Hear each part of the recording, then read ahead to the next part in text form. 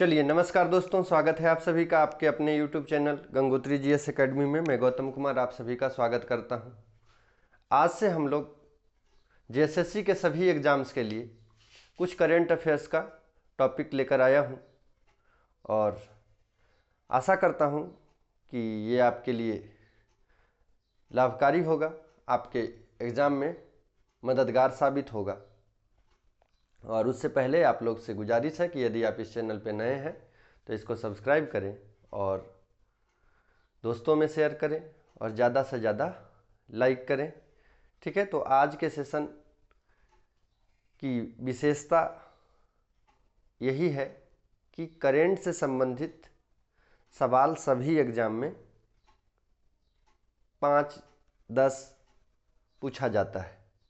तो करेंट्स भी आपके परीक्षा के लिए बहुत महत्वपूर्ण है और आपको पास कराने में एक महत्वपूर्ण भूमिका निभाता है।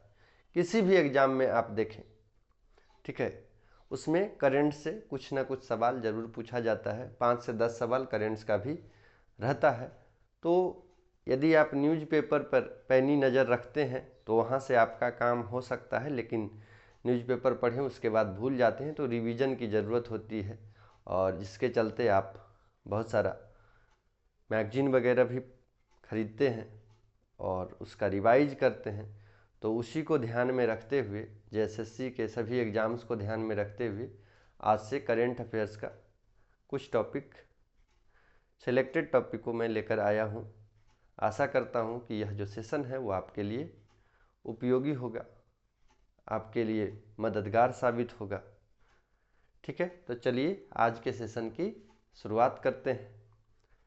ठीक है,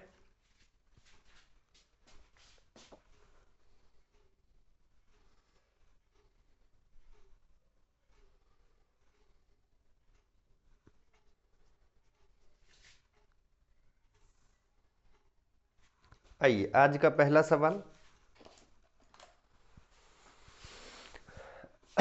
आज का पहला सवाल है कि हाल ही में समाचार पत्रों में रही फूनान टेक्नो नहर परियोजना किस से संबंधित है।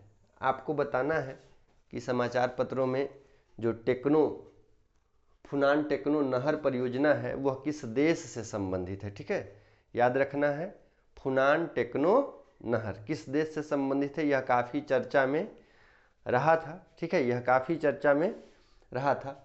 ऑप्शन है आपके पास मलेशिया, कंबोडिया, इंडोनेशिया और चीन। ठीक है, ऑप्शन है मलेशिया, कंबोडिया, इंडोनेशिया और चीन। तो बताइए कि फूनान टेक्नो नहर किस से संबंधित है, किस देश से संबंधित है। ऑप्शन मलेशिया, कंबोडिया, इंडोनेशिया, चीन। तो इसका सही आंसर है कंबोडिया। ठीक है, फूनान टेक्नो शहर जो है ये कंबोडिया,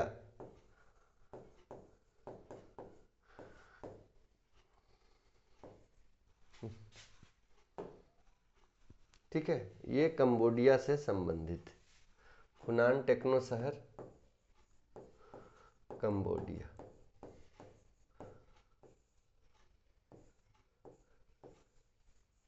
ठीक है, काफ़ी चर्चा में रहा था फूनान टेक्नो शहर। अब क्यों चर्चा में रहा था इसकी हम लोग डिटेल में व्याख्या करते हैं। हम क्वेश्चन आंसर के साथ व्याख्या का भी सेशन रखे हैं, तो आइए देखते हैं। देखिए, कंबोडिया ने चीन द्वारा वित्त पोषित 180 किलोमीटर लंबी फूनान टेक्नो नहर का निर्माण शुरू करने की योजना बनाया है। ठीक है, कंबोडिया जो है चीन की सहायता से, चीन इसमें सहायता कर रहा है और ये जो फूनान टेक्नो नहर है उसकी लंबाई जो है 180 किलोमीटर है और इसका निर्माण कर रहा है। ठीक है, चाइना इसके लिए वित्त पोषित कर रहा है, सहायता प्रदान कर रहा है। इसके अलावा इसका उद्देश्य क्या है, कंबोडिया की कनेक्टिविटी और व्यापार स्वायत्तता को बढ़ाना। ठीक है, तो फूनान टेक्नो जो नहर है उसका मुख्य उद्देश्य क्या है कि कंबोडिया की कनेक्टिविटी और व्यापार स्वायत्तता को बढ़ावा देना, और यह नहर तटीय प्रांत केप को बसाका नदी के माध्यम से राजधानी नोम पेन्ह से जोड़ेगी। ठीक है, तो याद रखिएगा तटीय प्रांत केप को, ठीक है, बसाका नदी के माध्यम से। नदी कौन सी है? तो बसाका नदी, याद रखिएगा। और कंबोडिया की राजधानी बोला जा रहा है नोम पेन्ह से जोड़ेगी इसको। ठीक है, जिससे अंतरराष्ट्रीय शिपिंग के लिए वियतनामी बंदरगाहों पर निर्भरता कम होगी। ठीक है, वियतनाम के बंदरगाह पर कंबोडिया की जो निर्भरता है वो इससे कम होगा। तो याद रखिएगा जो फुनान टेक्नो नहर है वो कंबोडिया से संबंधित है और चाइना की मदद से 180 किलोमीटर के नहर निर्माण की योजना है। तो 180 किलोमीटर इसकी लंबाई है फुनान टेक्नो नहर की। इसके अलावे उद्देश्य क्या है? तो व्यापार स्वायत्तता और कनेक्टिविटी को बढ़ाना, कंबोडिया के व्यापार स्वायत्तता और कनेक्टिविटी को बढ़ाना, क्योंकि ऐसा देखा जा रहा है कि कंबोडिया का जो व्यापार है वो वियतनामी बंदरगाहों पर ज़्यादा निर्भर करता है। तो कंबोडिया की सरकार ने यह निर्णय लिया है कि जो वियतनाम का बंदरगाह है उस पर इसकी निर्भरता कम हो, इसके लिए फुनान टेक्नो नहर बनाया जा रहा है। चलिए अगला सवाल देखिए। दूसरा सवाल है कि हाल ही में समाचार पत्रों में रहा पुराना किला किस नदी के तट पर बनाया गया था? ठीक है, हाल ही में समाचार पत्रों में रहा पुराना किला किस नदी के तट पर बनाया गया था? तो पुराना किला यदि आप लोग जानते होंगे, दिल्ली घूमने के लिए गए होंगे या दिल्ली के बारे में किसी दोस्तों से भी पढ़े होंगे तो सुने होंगे, तो पुराना किला दिल्ली में है। पुराना किला कहाँ है? दिल्ली में है और दिल्ली यमुना नदी के किनारे है। दिल्ली यमुना नदी के किनारे है। तो कुछ जो है चीज़ें आप आराम से कर सकते हैं। ठीक है, तो इसका सही आंसर क्या होगा? यमुना। ठीक है, अब ये क्यों न्यूज में रहा है उसको हम लोग ध्यान देते हैं। ठीक है, ये समाचार पत्रों में क्यों रहा, ये सुर्खियों में क्यों रहा है, इसकी हम लोग व्याख्या देखते हैं कि क्यों जो है पुराना किला समाचार पत्रों में इतना व्यापक स्तर पे स्थान ले रहा था। चलिए देखते हैं।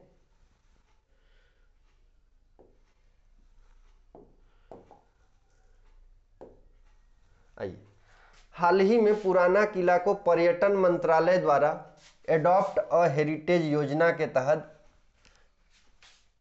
डालमिया समूह के सभ्यता फाउंडेशन को सौंप दिया गया है। ठीक है, ये जो पर्यटन मंत्रालय है इसके द्वारा एक योजना चलाया गया जिसका नाम है एडॉप्ट ए हेरिटेज। इसके तहत पुराना किला को डालमिया समूह के सभ्यता फाउंडेशन, ठीक है, डालमिया समूह के सभ्यता फाउंडेशन को सौंप दिया गया।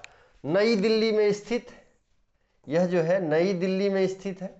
यह यमुना नदी के तट पर बने सबसे पुराने किलों में से एक है। ठीक है, यमुना नदी के तट पर बने पुराने किलों में से एक है और जिसे किला ए कोहना के नाम से भी जाना जाता है। ठीक है, पुराना किला का नाम किला ए कोहना है। ठीक है, हुमायूं और शेरशाह सूरी के शासनकाल में इसका निर्माण हुआ था। तो याद रखिएगा, हुमायूं और शेरशाह सूरी के शासनकाल में पुराना किला का निर्माण हुआ था।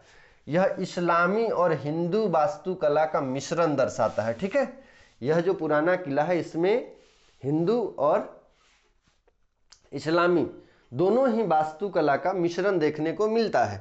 आयताकार किले में 3 द्वार हैं। आपको कभी मौका मिले तो यहाँ पे जाके देख सकते हैं, बहुत ही खूबसूरत नज़ारा दिखता है। ठीक है, हम लोग जब गए थे दिल्ली तो इसको देखे थे। विशेष रूप से बड़ा दरवाजा जो इस्लामी और हिंदू तत्वों को जोड़ता है। ठीक है, तो याद रखिएगा पर्यटन मंत्रालय के द्वारा एडॉप्ट अ हेरिटेज योजना की शुरुआत की गई और इसी योजना के तहत जो है डालमिया समूह के सभ्यता फाउंडेशन को यह सौंप दिया गया है। ठीक है, कि आप उसको संरक्षण कीजिए।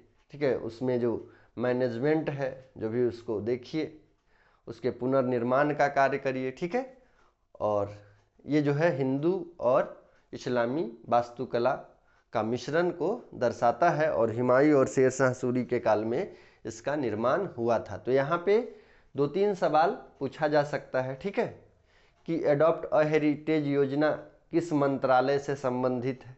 ठीक है, तो पर्यटन मंत्रालय से संबंधित है। पुराना किला को एडॉप्ट अ हेरिटेज योजना के तहत किस संस्था को सौंप दिया गया है? तो डालमिया समूह के सभ्यता फाउंडेशन को सौंप दिया गया है। तो कई सारा सवाल यहाँ से बन सकता है, इसीलिए जो हाल में सुर्खियों में रहा है न्यूज़पेपर उसी को हम लेकर आए हैं। तो याद रखिएगा इसको। अगला सवाल, हाल ही में समाचार पत्रों में देखा गया पैराट्रेचिना, ठीक है, नाम है पैराट्रेचिना नीला, ठीक है, किस प्रजाति से संबंधित है? ठीक है, तो पैराट्रेचिना नीला किस प्रजाति से संबंधित है? हाल ही में काफी सुर्खियों में रहा है पैराट्रेचिना, ठीक है, एक प्रजाति है, वो किस प्रजाति से संबंधित है उसको आपको बताना है। ऑप्शन है आपके पास चींटी, मछली, मकड़ी, मेढक।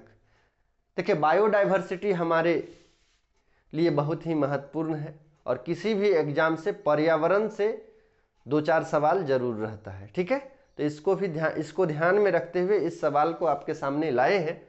तो बताइए कि पैराट्रेचिना नीला किस प्रजाति से संबंधित है? इसका सही आंसर होगा चींटी।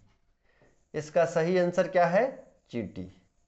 ठीक है, चींटी की एक नई प्रजाति है, ठीक है, जिसका सर जो है नीला दिखाई पड़ता है। ठीक है, तो पैराट्रेचिना। चलिए देखते हैं इसकी व्याख्या, विस्तार से इसको देखते हैं। देखिए, भारतीय शोधकर्ताओं ने हाल ही में अरुणाचल प्रदेश की सुदूर सियांग घाटी में, ठीक है, अरुणाचल प्रदेश की जो सियांग घाटी में है, एक नई चींटी प्रजाति पैराट्रेचिना नीला की खोज की है। ठीक है, तो कहाँ खोज की है? अरुणाचल प्रदेश में। ठीक है, कौन सी घाटी में? तो सियांग घाटी में। ठीक है, पैराट्रेचिना, तो ये चींटी की प्रजाति है, इसकी खोज की गई है। दुर्लभ जीनस पैराट्रेचिना से संबंधित इस प्रजाति को इसके धात्विक नीले रंग से पहचाना जाता है। इसका रंग जो है नीला है, ठीक है, इससे इसको पहचाना जाता है, जो इसके नाम नीला से झलकता है, नीला कलर का दिखाई पड़ता है ये, तो इसीलिए इसका नाम पैराट्रेचिना नीला रखा गया है। ठीक है, जिसका अर्थ कई भारतीय भाषाओं में नीला होता है। यह 121 वर्षों में पैराट्रेचिना प्रजाति की पहली खोज है। ठीक है, 121 वर्षों में पैराट्रेचिना प्रजाति की यह पहली खोज मानी जाती है, जो इसके उपत्रिकोणीय सिर और अलग रंग जैसी अनूठी विशेषता को प्रदर्शित करता है। ठीक है, तो याद रखिएगा, जो पैराट्रेचिना है उसकी खोज भारतीय शोधकर्ताओं के द्वारा अरुणाचल प्रदेश के सियांग घाटी में की गई है। ठीक है, यह दुर्लभ प्रजाति है, चींटी की प्रजाति है और इसका रंग नीला है, इसके कारण इसको पैराट्रेचिना नीला रखा गया है। ठीक है, और इस प्रजाति की जो है पहली खोज मानी जाती है 121 वर्षों में पैराट्रेचिना प्रजाति की पहली खोज यह मानी जाती है। तो पैराट्रेचिना जो है ये चींटी से संबंधित है। अरुणाचल प्रदेश या मणिपुर बोल दें तो इस समय में इस सभी घाटियों में जो है नए नए प्रजाति की खोज की जाती है, कभी मेढक की, कभी चींटी की, तो ये सभी भी न्यूज में रहता है, इसको आप लोग ध्यान में रखिएगा। चलिए अगला सवाल, हाल ही में केंद्र सरकार ने असम के किस जिले में भारतीय प्रबंधन संस्थान इंडियन इंस्टीट्यूट ऑफ मैनेजमेंट की स्थापना को मंजूरी दी है? ठीक है, तो आपको बताना है हाल ही में केंद्र सरकार के द्वारा असम के किस जिले में भारतीय प्रबंधन संस्थान को मंजूरी दी है। ठीक है, तो बताइए इसका आंसर। ऑप्शन है आपके पास कामरूप, जोरहाट, गोलाघाट, कामरूप, जोरहाट, गोलाघाट, सोनितपुर। ठीक है, कामरूप, जोरहाट, गोलाघाट और सोनितपुर। सही आंसर है इसका कामरूप। तो हाल ही में केंद्र सरकार ने असम के कामरूप जिले में भारतीय प्रबंधन संस्थान IIM की स्थापना की मंजूरी दी है। चलिए देखिए, केंद्र सरकार ने कामरूप जिले में एक नए भारतीय प्रबंधन संस्थान IIM के लिए असम की योजना को मंजूरी दे दी है। ठीक है, जिसमें IIM अहमदाबाद इस परियोजना का मार्गदर्शन करेगा। ठीक है, तो इस परियोजना का जो मार्गदर्शन है वो IIM अहमदाबाद के द्वारा किया जाएगा। इस निर्माण का उद्देश्य पूर्वोत्तर में शिक्षा और उद्योग को बढ़ाना है। ठीक है, तो इसका मुख्य उद्देश्य क्या है कि पूर्वोत्तर राज्य में जो है शिक्षा और उद्योग को बढ़ाना है, जहां वर्तमान में केवल एक IIM मौजूद है। ठीक है, यहाँ पे एक IIM मौजूद है, इंडियन इंस्टीट्यूट ऑफ मैनेजमेंट की बात की जा रही है। IIM अहमदाबाद के साथ असम का सहयोग और भूमि का प्रावधान शिक्षा और आर्थिक विकास को आगे बढ़ाने के लिए इसकी प्रतिबद्धता को रेखांकित करता है। ठीक है, तो अहमदाबाद के साथ असम का जो सहयोग हो रहा है, इसमें भूमि का प्रावधान और शिक्षा और आर्थिक को विकास देगा। ठीक है, यानी असम जो है भूमि प्रदान कर रहा है, बाकी केंद्र सरकार उसके आर्थिक सहयोग के लिए, उसके विकास के लिए महत्वपूर्ण भूमिका इसमें निभा रहे हैं। इस पहल से नागालैंड और अरुणाचल प्रदेश जैसे पड़ोसी राज्यों को भी लाभ मिलेगा। तो केंद्र सरकार के द्वारा जो नई IIM असम में स्थापित की जा रही है, तो किस जिला में, तो कामरूप जिला में। ठीक है, और इससे जो है अरुणाचल प्रदेश, नागालैंड और असम, ठीक है, पड़ोसी राज्य हैं असम का, नागालैंड और अरुणाचल प्रदेश, तो इन पड़ोसी राज्यों को भी इससे फायदा होगा। चलिए आगे बढ़े, नेक्स्ट सवाल, 5वां सवाल, किस देश ने विश्व पर्यावरण दिवस 2024 की मेजबानी की थी? आपको बताना है कि किस देश के द्वारा पर्यावरण दिवस 2024 की मेजबानी की गई थी। चलिए, इसका ऑप्शन आपके पास है सऊदी अरब, रूस, भारत, ऑस्ट्रेलिया। सही आंसर है सऊदी अरब। सही आंसर है सऊदी अरब। इससे पहले जो है भारत भी विश्व पर्यावरण दिवस की मेजबानी कर चुका है। तो आपसे पूछा जा रहा है कि विश्व पर्यावरण दिवस 2024 की मेजबानी किस देश के द्वारा की गई थी? सही आंसर है सऊदी अरब। सही आंसर है सऊदी अरब। आइए, पर्यावरण दिवस आप सभी को पता है 5 जून को मनाया जाता है। ठीक है, प्रत्येक वर्ष 5 जून को पर्यावरण दिवस मनाया जाता है। विश्व पर्यावरण दिवस पर्यावरण जागरूकता और संरक्षण को बढ़ावा देता है। ठीक है, तो पर्यावरण दिवस का उद्देश्य क्या है, क्यों मनाया जाता है? तो पर्यावरण दिवस का मुख्य उद्देश्य होता है कि पर्यावरण के प्रति लोगों को जागरूक करना और उसके संरक्षण से संबंधित कुछ प्रावधानों को बताना। तो याद रखिएगा, पर्यावरण दिवस का उद्देश्य पर्यावरण, लोगों में पर्यावरण के प्रति जागरूकता करना और इसके संरक्षण को बताना और किस प्रकार से पर्यावरण हम लोग के लिए उपयोगी है, महत्वपूर्ण है, इसको लोगों को बताना है। ठीक है, सऊदी अरब द्वारा आयोजित 2024 का उत्सव मरुस्थलीकरण से निपटने के लिए संयुक्त राष्ट्र सम्मेलन की 30वीं वर्षगांठ के साथ मेल खाता है। ठीक है, याद रखिएगा 2024 में जो है सऊदी अरब के द्वारा इसका जो है मेजबानी किया गया था और संयुक्त राष्ट्र सम्मेलन की जो 30वीं वर्षगांठ मरुस्थलीकरण के निपटने से संबंधित है, उसके साथ इसको देखा जाता है।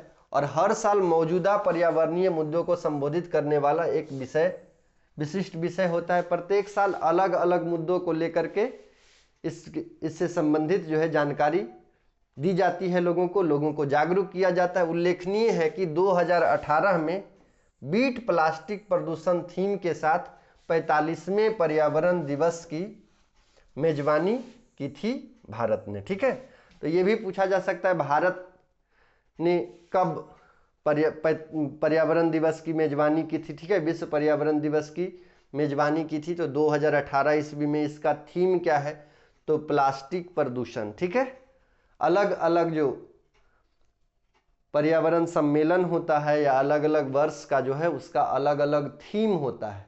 अभी देखिए योगा दिवस भी मनाए हैं, 21 जून को योगा दिवस मनाया जाता है। तो योगा दिवस का भी थीम क्या था ये आपको ध्यान में रखना है, आपके एग्जाम के लिए महत्वपूर्ण हो जाता है कि इस वर्ष का योगा दिवस का थीम क्या था। उसी प्रकार से जनगणना होता है, तो जनगणना का भी थीम होता है। जैसे 2011 की जो जनगणना हुई थी उसका थीम क्या है, हमारी जनगणना हमारा भविष्य, आवर सेंसस आवर फ्यूचर। तो उसी प्रकार से जो भी पर्यावरण से संबंधित कोई भी सम्मेलन होता है तो उसका भी एक थीम होता है, ठीक है। तो जो भारत मेजबानी किया था 2018 में, तो उसका थीम था बीट प्लास्टिक प्रदूषण, ठीक है, बीट प्लास्टिक प्रदूषण। चलिए अगला सवाल नेक्स्ट। हाल ही में मिसाइल हमले के कारण चर्चा में रहा नीपर शहर किस देश में। आपको बताना है कि हाल ही में मिसाइल हमले के कारण चर्चा में रहा नीपर किस देश से संबंधित है, नीपर शहर किस देश में है या किस देश से संबंधित है। ऑप्शन है आपके पास यूक्रेन, रूस, इजराइल और ईरान। तो देखिए आपको सभी को पता है यूक्रेन और रसिया के बीच लगातार युद्ध हो रहा है, यूक्रेन और रसिया के बीच लगातार युद्ध हो रहा है। और ये जो नीपर शहर है वो यूक्रेन से संबंधित माना जाता है, ठीक है, यूक्रेन में स्थित है। ये जो है ये यूक्रेन में स्थित माना जाता है।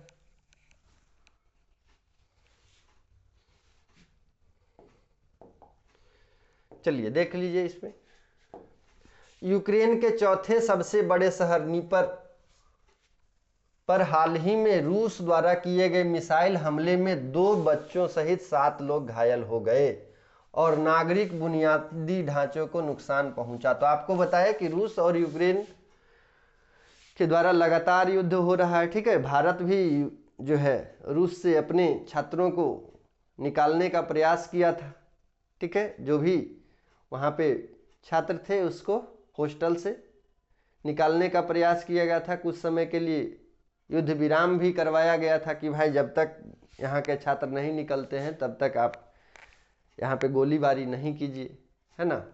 तो याद रखिएगा जो नीपर शहर है वो यूक्रेन का चौथा सबसे बड़ा शहर है, ठीक है, चौथा सबसे बड़ा शहर है। रूस के द्वारा इस पर मिसाइल से हमला किया गया था जिसमें 2 बच्चे और 7 लोग घायल हो गए थे। इसके अलावे वहाँ का जो बुनियादी संरचना था वो भी नष्ट हो चुका था।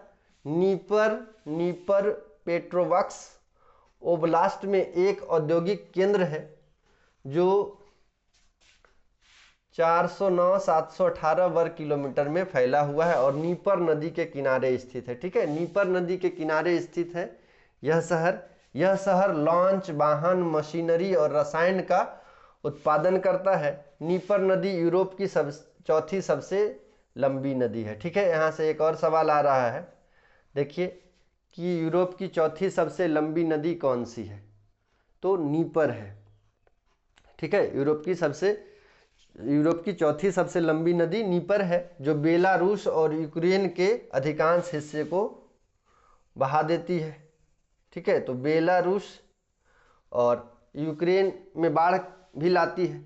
यह हमला नागरिक और बुनियादी ढांचों पर चल रहे संघर्ष के प्रभाव को रेखांकित करता है। याद रखिएगा यह जो हमला है नागरिक और बुनियादी ढांचों पर चल रहे संघर्ष को प्रदर्शित करता है।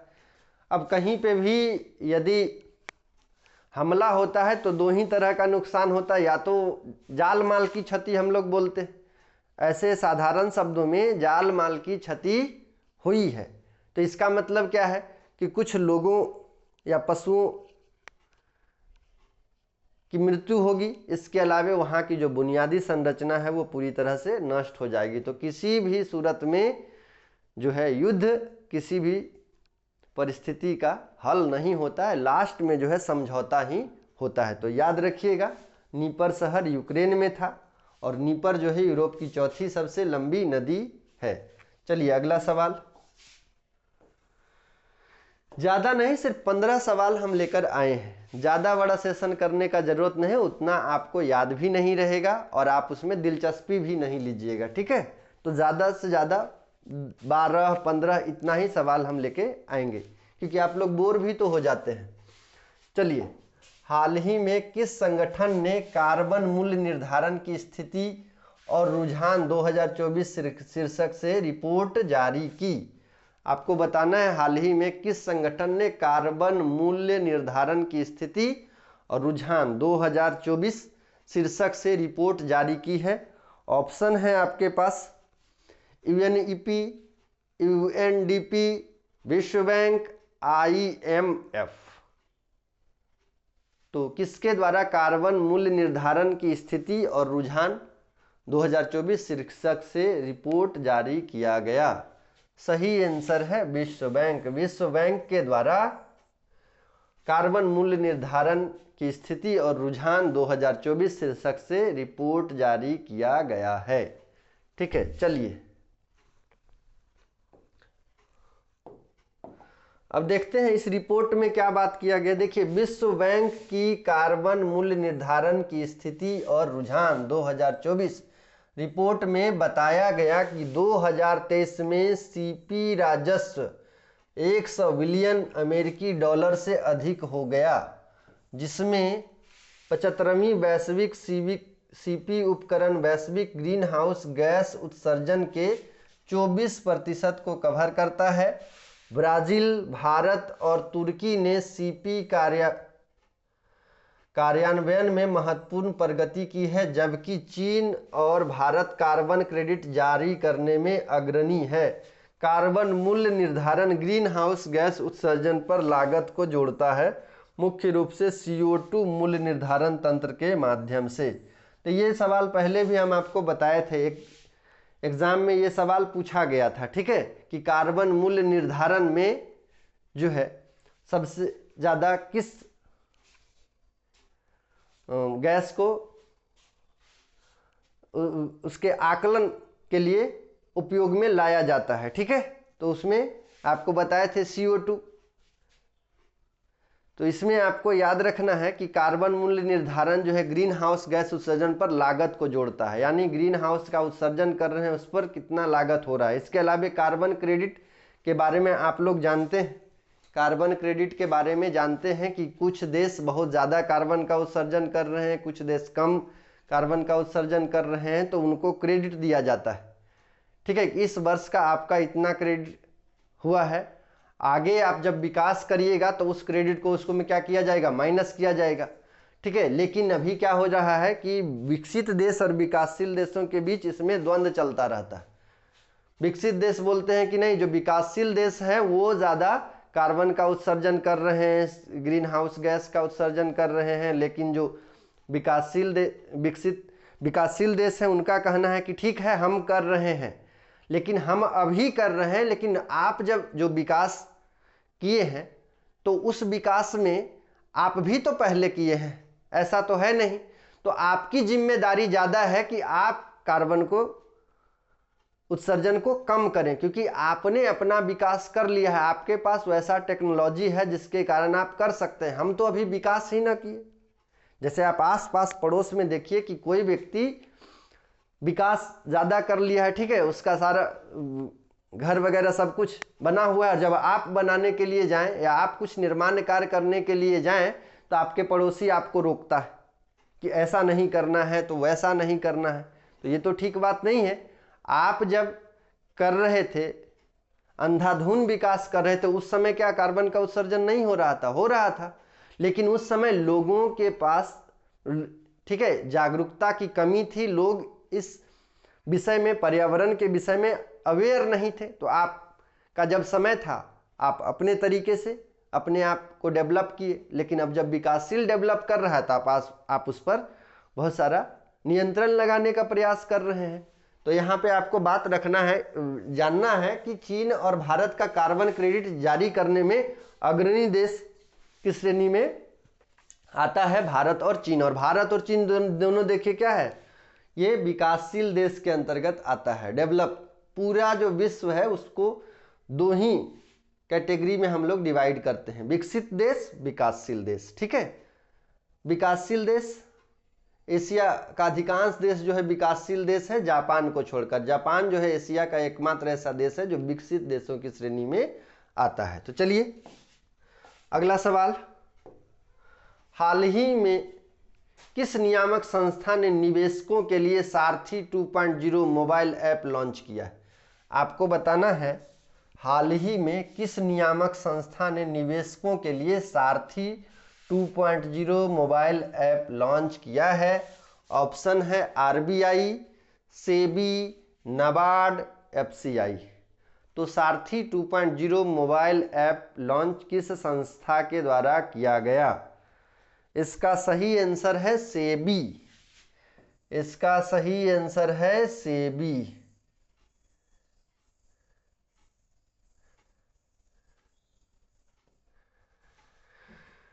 ठीक है,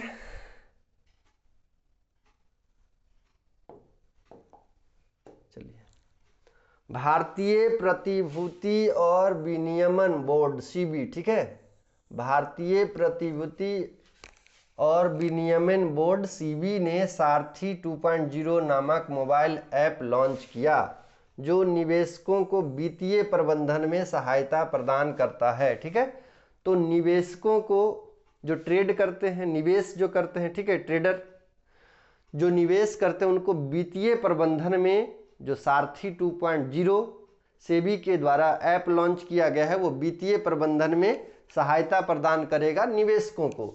यह ऐप जटिल वित्तीय अवधारणाओं को सरल बनाता है। ठीक है, तो जटिल वित्तीय अवधारणा जो है उसको सरल बनाता है, सूचित निर्णयों के लिए वित्तीय कैलकुलेटर प्रदान करना, और इसमें केवाईसी, म्यूचुअल फंड्स, ईटीएफ और स्टॉक ट्रेडिंग पर शैक्षिक मॉड्यूल शामिल है।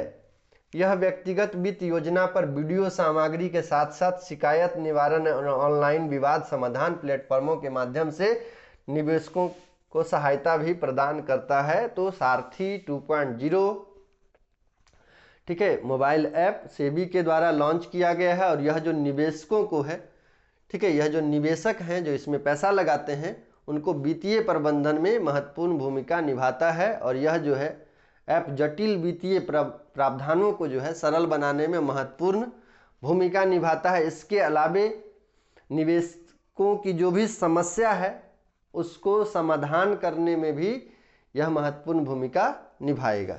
चलिए अगला सवाल, हाल ही में किस राज्य सरकार ने प्लास्टिक अपशिष्ट प्रबंधन और रिसाइकलिंग संयंत्र का उद्घाटन किया है? आपको बताना है कि हाल ही में भारत के किस राज्य सरकार ने प्लास्टिक अपशिष्ट प्रबंधन और रिसाइकलिंग संयंत्र का उद्घाटन किया है। ठीक है, ऑप्शन है सिक्किम, असम, मणिपुर, मिजोरम। सिक्किम, असम, मणिपुर, मिजोरम। तो इसका सही आंसर है सिक्किम। और सिक्किम आपको पता है कि पूर्णतः जैविक राज्य, पूर्णतः जैविक खेती वाला राज्य, जैविक खेती वाला राज्य। और ये जो है पर्यावरण से संबंधित जो भी उपाय है या पर्यावरण इसको संरक्षित करने का जो भी उपाय है भारत में उसमें अग्रणी भूमिका निभाता है सिक्किम। ठीक है, तो हाल ही में सिक्किम सरकार ने प्लास्टिक अपशिष्ट प्रबंधन और रिसाइकलिंग संयंत्र का उद्घाटन किया है। चलिए देखिए, भारतीय सेना की त्रिशक्ति कोर ने, ठीक है, याद रखिएगा, त्रिशक्ति कोर ने उत्तरी बंगाल और सिक्किम में गो ग्रीन इनिशिएटिव के साथ विश्व पर्यावरण दिवस मनाया, जिसमें पूर्वी सिक्किम में प्लास्टिक अपशिष्ट प्रबंधन संयंत्र का शुभारंभ भी शामिल है।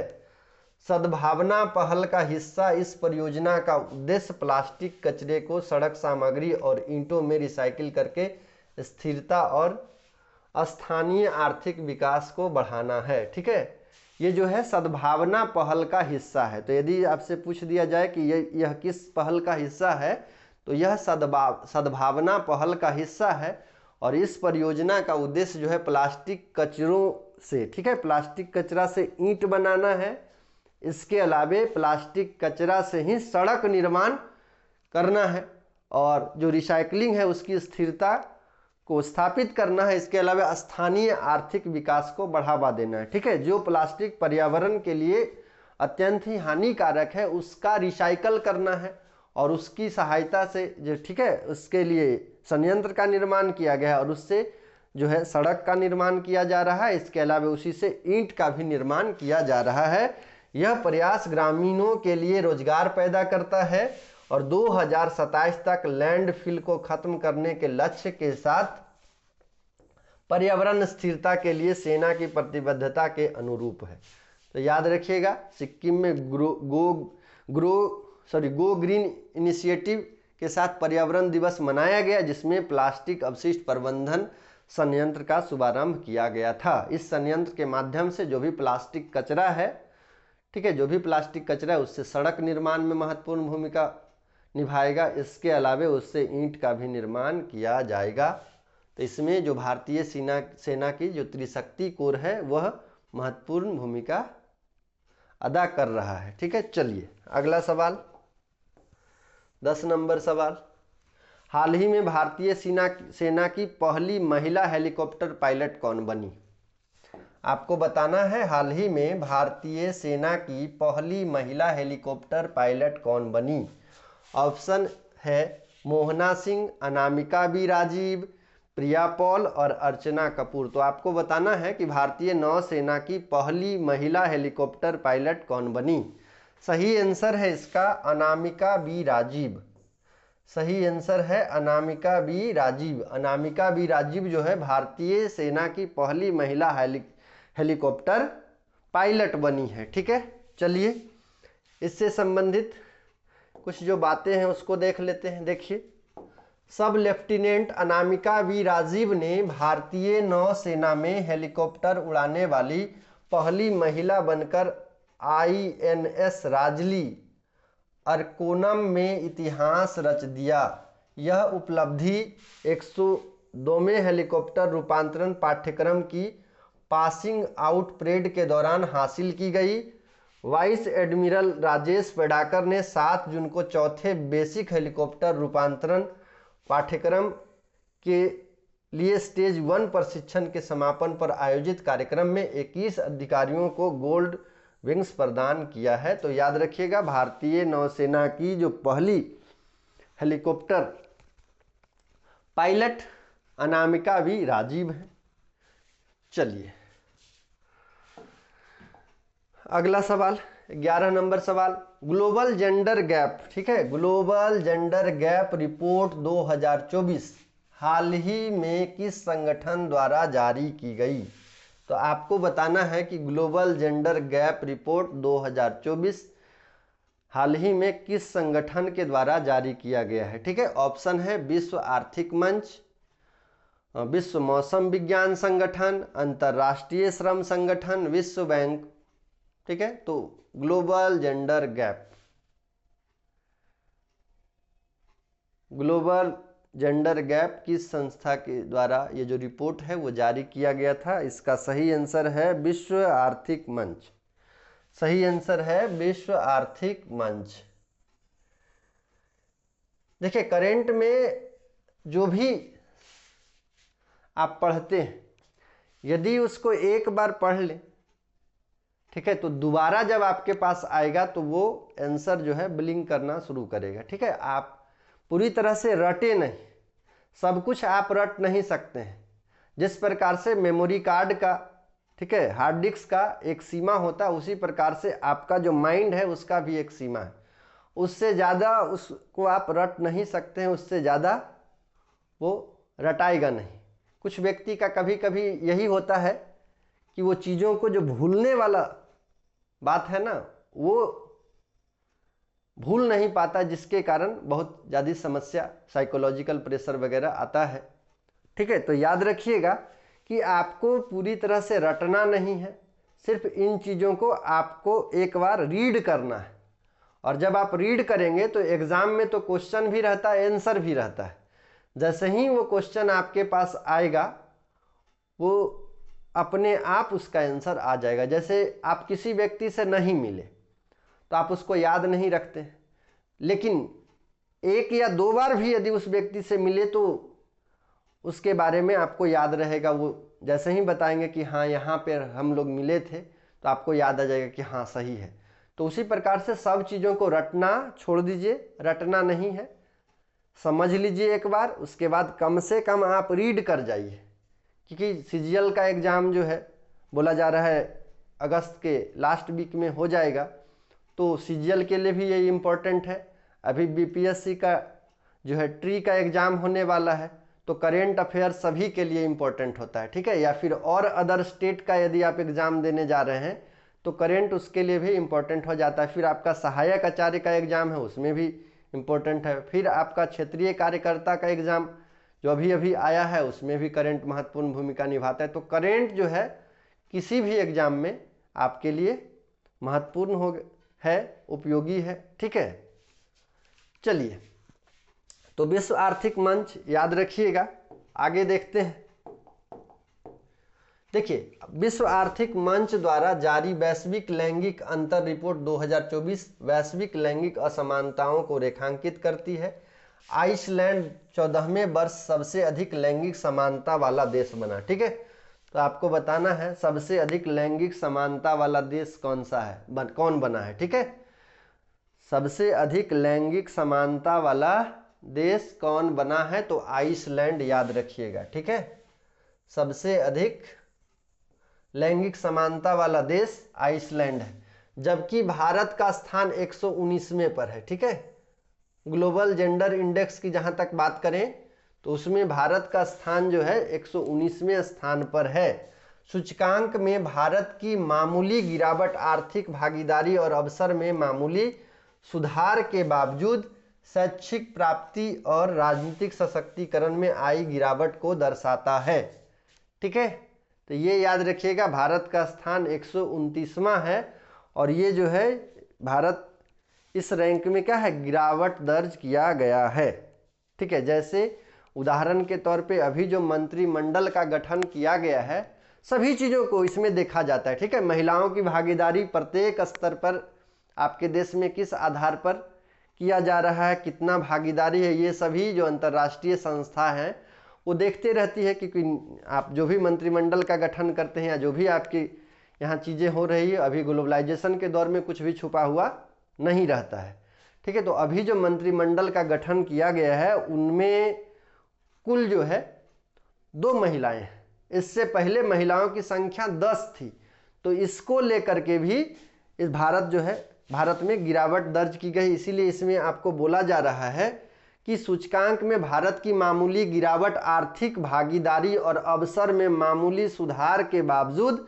शैक्षिक प्राप्ति और राजनीतिक सशक्तिकरण में आई गिरावट को दर्शाती है, ठीक है। पहले जो है इसकी संख्या 10 थी महिलाओं की भागीदारी मंत्रिमंडल में, मंत्रालय में, अभी जो है 2 हो गई है। तो ये सब चीज़ों को ध्यान में रखते हुए ये जो है रिपोर्ट जारी किया जाता है। तो वैश्विक लैंगिक अंतर याद रखिएगा, पहला स्थान आइसलैंड का है, इसके अलावा भारत का स्थान 129वां है।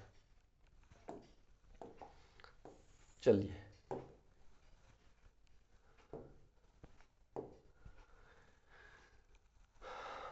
बारह नंबर सवाल, बोलखोव नदी जो समाचार पत्रों में थी किस देश में स्थित है। आपको बताना है बोलखोव नदी जो समाचार पत्रों में थी किस देश में स्थित है। ऑप्शन है चीन, भारत, फ्रांस, रूस। चीन, भारत, फ्रांस, रूस। तो बोलखोव नदी जो है रूस में है, ठीक है। और रूस में भारतीय छात्र जो है नदी में नहाने गए थे और वे, ठीक है, डूब कर उनकी मौत हो गई थी। तो बोलखोव नदी इससे के कारण जो है काफ़ी चर्चा में रहा था। चलिए देखते हैं इसके बारे में कुछ डिटेल।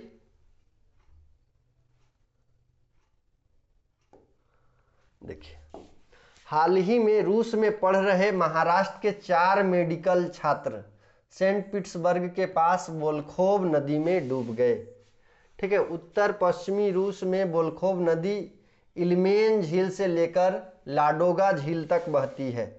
तो ये जो है इल्मेन झील से शुरू होती है और लाडोगा झील तक यह बहती है और व्यापार के लिए ऐतिहासिक रूप से महत्वपूर्ण है। ठीक है, तो वोल्खोव नदी रूस में है और महाराष्ट्र के जो 4 मेडिकल के छात्र थे, ठीक है, पिट्सबर्ग के पास ये वोल्खोव नदी है, यहाँ पे नहाने के लिए गए थे और डूब गए थे। ठीक है, और यह जो नदी है इसकी प्रारंभ इलेमन झील से होती है और लडोगा झील में अपने जल को गिराती है और व्यापार के लिए यह ऐतिहासिक महत्वपूर्ण रखता है रूस में।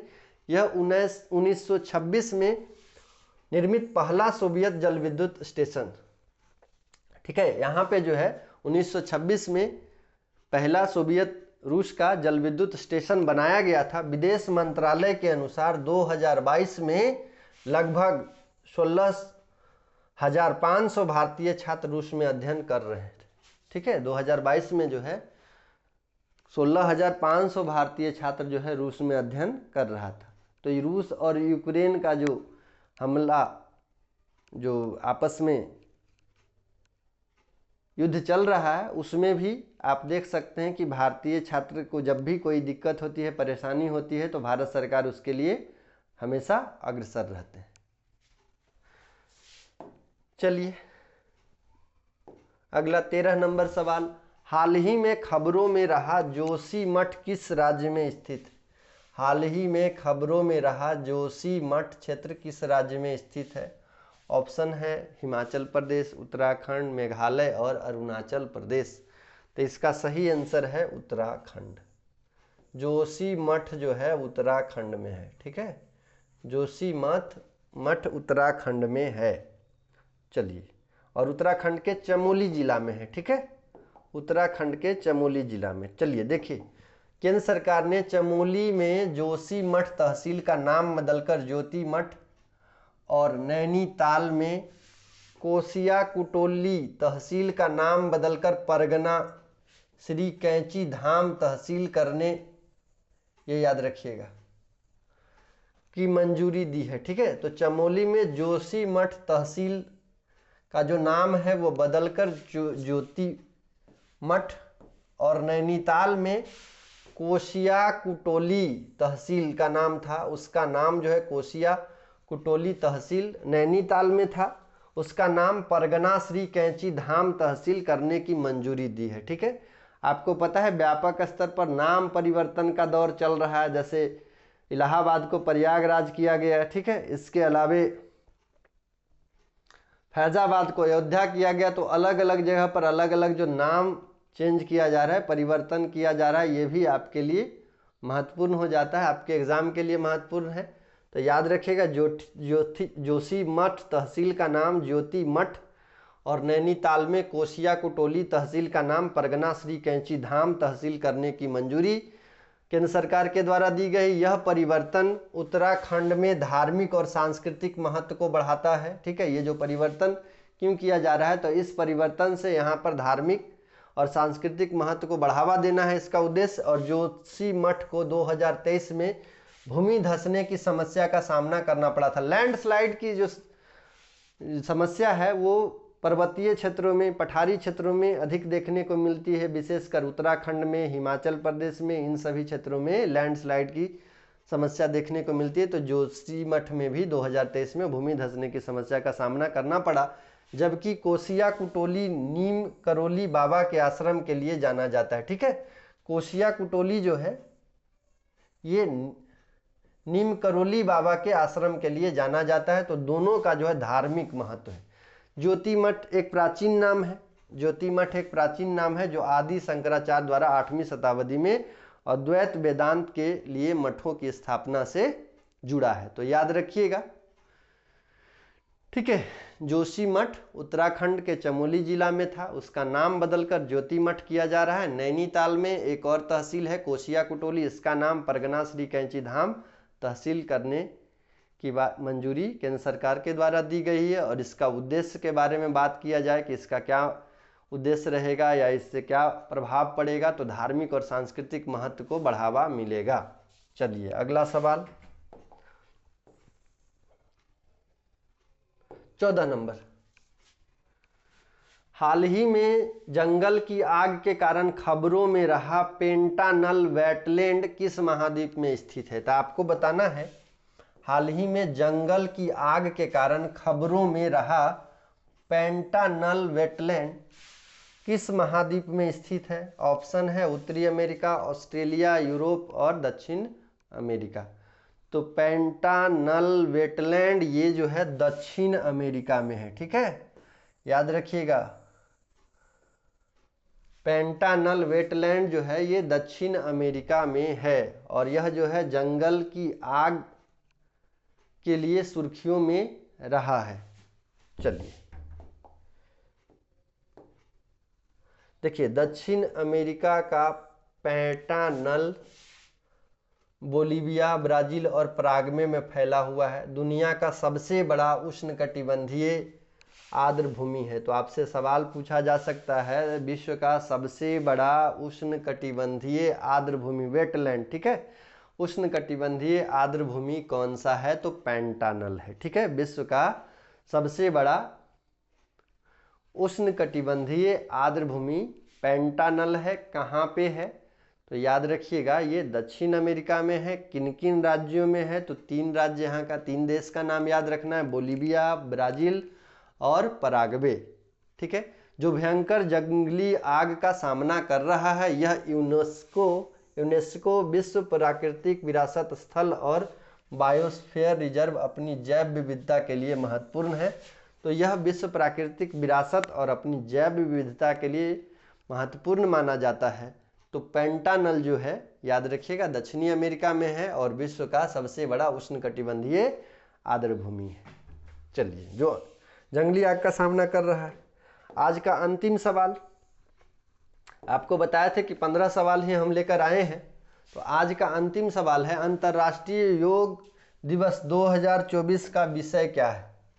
आपको बताना है अंतर्राष्ट्रीय योग दिवस 2024 का विषय क्या है। तो अंतर्राष्ट्रीय योग दिवस 2024 का विषय क्या है? ऑप्शन है आपके पास स्वयं और समाज के लिए योग, योग जीवन पद्धति, मानवता के लिए योग, स्वास्थ्य के लिए योग, स्वास्थ्य के लिए योग। तो आपको बताना है कि कौन सा ऑप्शन सही है। अंतर्राष्ट्रीय योग दिवस 2024 का विषय क्या है? तो इसका सही आंसर है, अभी अभी योग दिवस मनाया गया है, 21 जून को मनाया जाता है। इसका सही आंसर स्वयं और समाज के लिए योग, ठीक है, स्वयं और समाज के लिए योग। तो 2024 योग दिवस का जो थीम है या विषय बोल सकते हैं, स्वयं और समाज के लिए योग। चलिए इसको देख लेते हैं। योग दिवस 2024 का विषय स्वयं और समाज के लिए योग है, जो स्वास्थ्य और कल्याण के लिए इसके समग्र लाभों पर जोर देता है। भारतीय प्रधानमंत्री नरेंद्र मोदी के सुझाव पर 2014 में संयुक्त राष्ट्र द्वारा स्थापित अंतर्राष्ट्रीय योग दिवस 21 जून को मनाया जाता है, ठीक है। तो भारतीय जो प्रधानमंत्री हैं नरेंद्र मोदी के सुझाव पर 2024 में संयुक्त राष्ट्र के द्वारा 21 जून को अंतर्राष्ट्रीय योग दिवस के रूप में घोषित किया गया। यह दिन योग की परिवर्तनकारी शक्तियों और दुनिया भर में व्यक्तियों और समुदायों में संतुलन और सद्भावना को बढ़ावा देने में इसकी भूमिका पर प्रकाश डालता है, ठीक है। तो सहयोग, सद्भावना, ठीक है, साझेदारी को बढ़ाने में यह महत्वपूर्ण भूमिका निभाता है। तो इसका जो थीम था वो समाज, स्वयं और समाज के लिए योग था, ठीक है। शुरुआत कब की गई थी? तो 2014 में, ठीक है। योग दिवस की शुरुआत 2014 में हमारे प्रधानमंत्री नरेंद्र मोदी के द्वारा सुझाव दिया गया था, इसकी पहल की गई थी, ठीक है। और इनके पहल पर संयुक्त राष्ट्र द्वारा 21 जून को योग दिवस, अंतर्राष्ट्रीय योग दिवस घोषित किया गया था। तो आज के लिए इतना ही, मिलते हैं नए सेशन में दोस्तों। और आप लोग से गुजारिश है कि यदि आप इस चैनल पे नए हैं तो सब्सक्राइब करें, लाइक करें और दोस्तों में शेयर करें। धन्यवाद, जोहार आप सभी को।